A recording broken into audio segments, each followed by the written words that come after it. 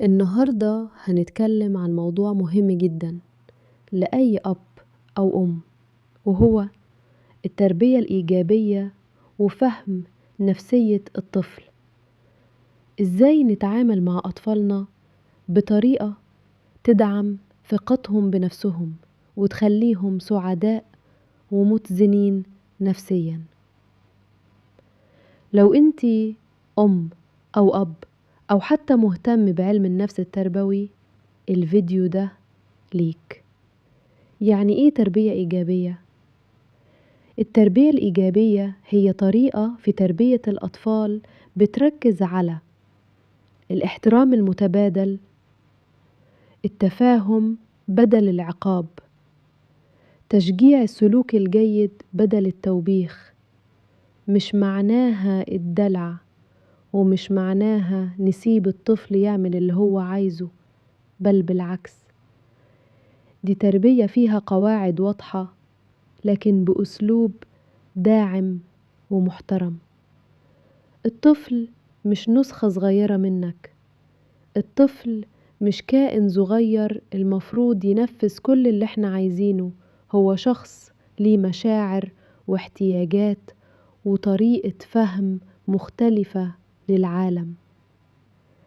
حسب علم نفس الطفل، المخ في أول 6 سنين بيكون لسه بيتشكل، ومعظم التصرفات اللي بنعتبرها عناد أو قلة أدب بتكون محاولات تعبير مش مفهومة. مثلا لما الطفل يصرخ، هو مش بيستفزك، هو بيعبر عن مشاعره بطريقته الوحيدة. خلينا نشوف بعض الخطوات اللي بتستخدمها التربية الإيجابية. 1. الإنصات الفعال. اسمع لطفلك بدون مقاطعة، حتى لو قال حاجة غريبة.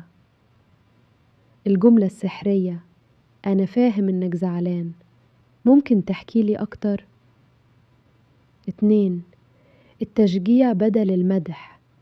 بدل ما تقول برافو انت شاطر، قول عجبني إنك حاولت تحل المسألة بنفسك. 3.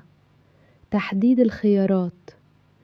لما تدي الطفل اختيارات بتحسسه بالسيطرة والمسؤولية. تحب تلبس الجاكيت الأحمر ولا الأزرق؟ 4. الروتين والحدود. التربية الإيجابية مش سايبة، لازم يكون في جدول وروتين وحدود واضحة، بس نوضحها بهدوء مش بتهديد. أخطاء شائعة في التربية: الصراخ بيخوف الطفل بس مش بيعلمه حاجة. المقارنة: شوف ابن خالتك، بتكسر ثقته بنفسه. العقاب الجسدي بيولد غضب مكتوم وبيأثر على احترامه لذاته.